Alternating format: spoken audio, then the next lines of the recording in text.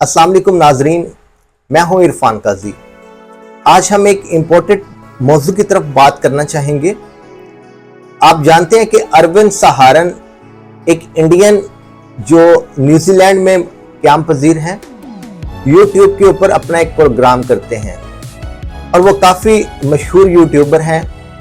उनकी अक्सर पाकिस्तान के पैनलिस्ट के साथ डिस्कशन रहती है यूट्यूब के ऊपर और उनका पैगाम ये होता है कि मैं पाकिस्तान और इंडिया के दरमियान अच्छे ताल्लुकात का ख्वाहा हूँ और जो बिगड़े हुए ताल्लुकात हैं इनको ठीक करने के लिए हम इस प्लेटफॉर्म पे जो अपनी कोशिश कर सकते हैं उसको जारी रखना चाहिए, जो कि एक अच्छी काविश है और मैं इस चीज़ को अप्रिशिएट करता हूँ। लेकिन दोस्तों, गुज़िश्ता दिनों अरविंद सहारन, शकील चौधरी साहब और डॉक्टर कमर चीमा दोनों पाकिस्तानी पैनलिस्ट थे, उनके साथ एक प्रोग्राम में शरीक थे और वहाँ पे जब कमर चीमा ने बात की कि इंडिया ने बहुत टाइम हो गया हमें कोई लिफ्ट नहीं कराई और उनका ये पॉलिसी है कि अब हमें पाकिस्तान की जरूरत नहीं रही, खासकर जब बीजेपी और मोदी गवर्नमेंट आई, तो उनका ये कहना था कि अब पाकिस्तान भी इंतजार कर करके थक चुका है, अब हमारे यहाँ भी ये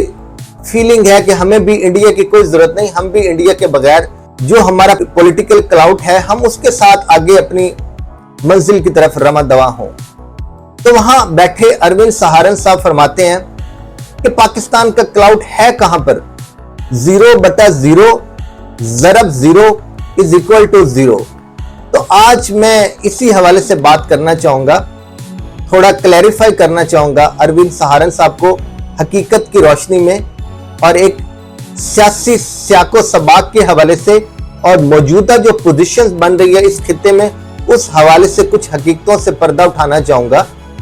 इसलिए आपसे गुजारिश है कि हमारा वीलॉग एंड तक देखिएगा और हमारे चैनल को भी सब्सक्राइब कर लीजिएगा। तो जी हाँ, अरविंद सहारन साहब की हम बात कर रहे थे। वो गुज़िश्ता दिनों पाकिस्तानी पैनलिस्ट में गुफ्तगू कर रहे थे और फरमा रहे थे कि पाकिस्तान का पॉलिटिकल क्लाउड है कहां पर।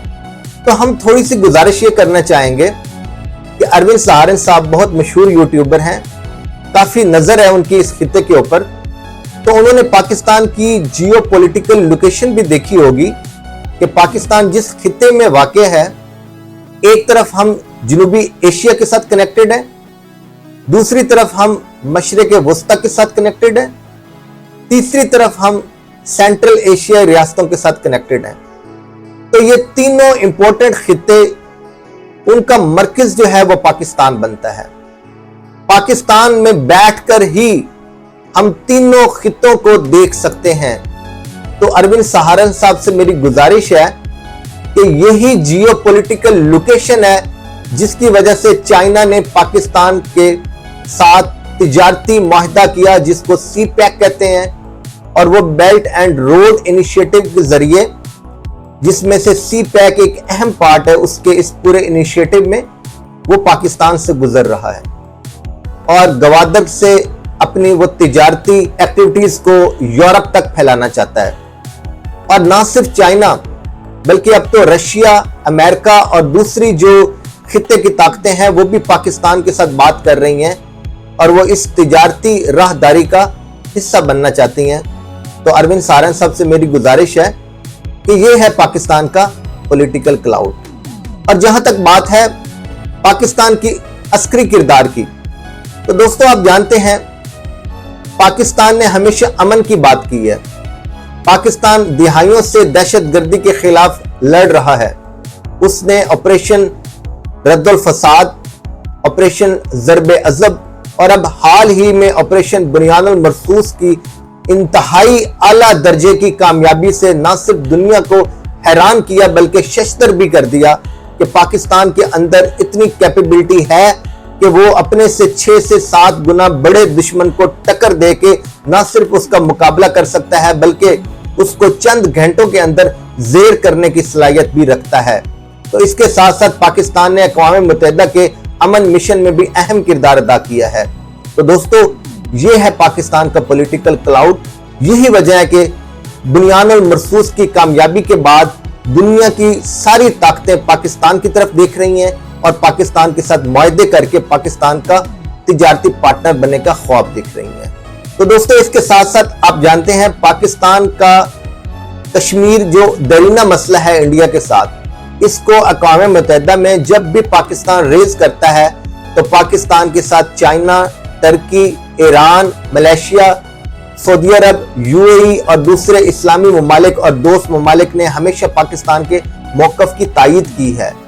तो हमें जब भी कभी मुश्किल का सामना हुआ, कभी हमारे ऊपर जंग थोपी गई इंडिया की तरफ से, हमारे ऊपर यलगार की गई, तो हमारे जो दोस्त ममालिक हैं, चाहे वो थोड़े हैं लेकिन वो सीने से सीना और कंधे से कंधा मिलाकर पाकिस्तान के साथ हमेशा खड़े रहे हैं। तो हमारे दोस्त थोड़े से ही लेकिन मुखलिस हैं, यही हमारा पॉलिटिकल क्लाउट है। तो इसके साथ साथ दोस्तों, मैं ये भी बताना चाहूंगा अरविंद सहारन को कि आपका जो मीडिया है हमेशा प्रोपेगेंडा करता है कि पाकिस्तान ने ये कर दिया, पाकिस्तान ने वो कर दिया। जब भी इंडिया के अंदर कुछ छोटा सा भी सानहा होता है, उसका जिम्मेदार पाकिस्तान को ठहराया जाता है। और हाल ही में इतना प्रोपेगेंडा आपकी तरफ से, आपके मीडिया की तरफ से किया गया कि आप लोगों ने तो यहां तक कहना शुरू कर दिया कि हमने लाहौर की बंदरगाह पे कब्जा कर लिया है, जबकि लाहौर में तो कोई बंदरगाह नहीं है। हमने कराची पे कब्जा कर लिया है, जनरल आसिम मुनीर को हमने अरेस्ट करवा दिया। वो तो यहां तक आपकी तरफ से लतीफे छोड़े गए। ये आपका मीडिया और सोशल मीडिया है, जबकि आप जानते हैं कि हमारे मीडिया ने ऑपरेशन बुनियाद मरसूस और मार्का हक के वक्त हक और सच का साथ दिया। ना सिर्फ पाकिस्तानी कौम बल्कि इंडियन कौम को भी सच दिखाया, सच का आईना दिखाया। और यही हमारे मीडिया की और सोशल मीडिया की ताकत थी कि आपकी मोदी सरकार हमारे YouTube और हमारे नेशनल चैनल्स को इंडिया के अंदर बैन करने पर मजबूर हो गई। अगर आपके लोग सच सुनना चाहते हैं तो आपकी गवर्नमेंट क्यों रोकना चाहती है? अगर हमारे पाकिस्तानी झूठ बोल रहे थे, अगर हमारे पाकिस्तानी फेक खबरें फैला रहे थे, तो ऐसी कौन सी ताकत थी जिसने मजबूर किया मोदी सरकार को कि वो पाकिस्तान के चैनल्स और YouTube चैनल्स को इंडिया के अंदर ब्लॉक करे? वो यही ताकत थी, सच की ताकत थी। पाकिस्तानी कौम ने सच का साथ दिया, पाकिस्तानी YouTube चैनल्स ने और पाकिस्तानी चैनल्स ने सच दिखाया जो उस टाइम चल रहा था, जबकि आपका गोदी मीडिया झूठ पे झूठ फैला रहा था। यही पावर थी, यही ताकत थी पाकिस्तान की, जिसने मोदी सरकार को झुकने पे मजबूर किया और पाकिस्तान के चैनल्स को ब्लॉक करने पे मजबूर किया। तो अरविंद सहारन साहब, जरा अपने मीडिया को भी देखें। और आप बात करते हैं हमारे पॉलिटिकल क्लाउड की, तो अरविंद सहारन साहब, पंजाबी की कहावत है कि दोस्त भावे एक या दो होवें, लेकिन मुश्किल टाइम नल साडे नल कंधे तो कंधा मिला के खलोते होण ना, तो वो चंगे ने उन्हां 100 दोस्तां नालों जेड़े मुश्किल टाइम कंड भी खा के नस जान। मतलब आप बेहतर समझते हैं मैं क्या कह रहा हूं कि मुखलिस दोस्त एक भी हो ना, तो मुश्किल की घड़ी में हमारे साथ खड़ा हो, वो उन 100 दोस्तों से बेहतर है जो मुश्किल की घड़ी में हमें छोड़ के पीठ दिखा जाएं। तो आपके आज तक फैंसी ममालिक के साथ ताल्लुकात रहे हैं।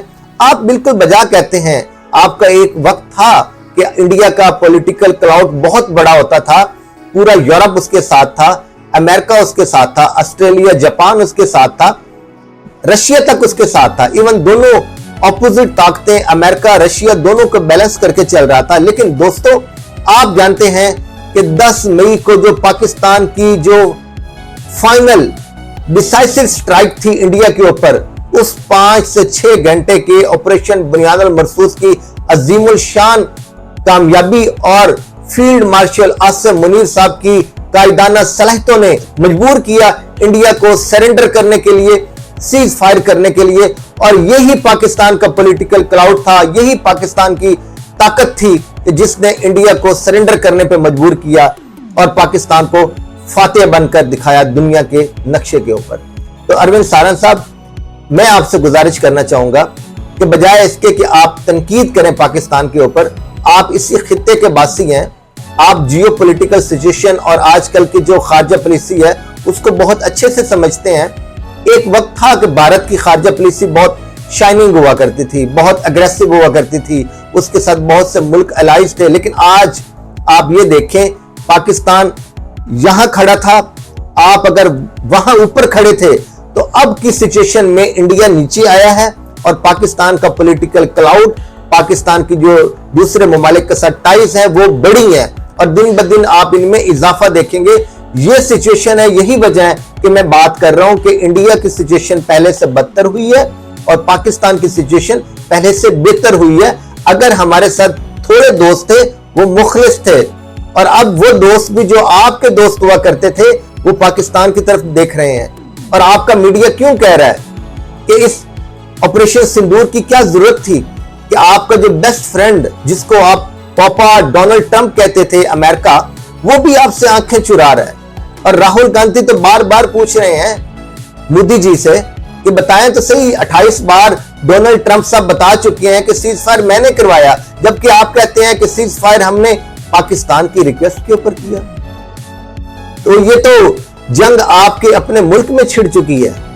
आपका मीडिया भी अब पूछने पे मजबूर हो चुका है, जिसको हम गोदी मीडिया कहते हैं। कुछ वहां पे सेन वॉइसेस हैं जो सवाल करती हैं, रवीश कुमार हो गया, अभिसार शर्मा है, और भी कुछ लोग हैं जो बात करते हैं, खुल के बात करते हैं। वो गोदी मीडिया से भी पूछते हैं, मोदी सरकार से भी पूछते हैं कि इंडिया की जो इस टाइम बदतरीन सफारती नाकामी है, जो बदतरीन खारजा पॉलिसी है, इसकी वजह तो तुम लोग हो।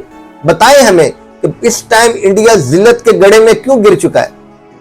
तो अरविंद सारन साहब जरा अपना मीडिया भी देख लें, अपने कुछ चंद सेन वॉइसेस भी देख लें, और खासकर परवीन स्वामी को सुने जो कैटेगोरिकली बताते हैं कि दुनिया का ये एक गलत क्लेम था कि पाकिस्तान जो है वो इंडिया को शिकस्त नहीं दे सकता, जबकि 10 मई को पाकिस्तान ने दुनिया को बता दिया कि हम हिंदुस्तान को हर महाज पर शिकस्त देने की सलाहियत रखते हैं। आपको कैसा लगा आज का व्लॉग? और मैं आपसे पूछना चाहूंगा कि अरविंद सहारन की इस बात में क्या वजन है कि पाकिस्तान का बिल्कुल कोई पॉलिटिकल क्लाउड नहीं, 0/0 ज़रब 0 इज इक्वल टू 0। क्या आप इससे एग्री करते हैं, या आप समझते हैं कि पाकिस्तान के बेशक चंद थोड़े दोस्त सही, लेकिन वो मुखलिस दोस्त हैं, और जब भी पाकिस्तान के ऊपर कोई मुश्किल की घड़ी आती है वो चट्टान की तरह पाकिस्तान के साथ खड़े होते हैं? आप अपनी राय का इजहार कीजिएगा। आज की वीडियो में इतना ही, इंशाल्लाह मुलाकात होती है नेक्स्ट वीडियो में। तब तक अपना ख्याल रखें। अल्लाह हाफिज।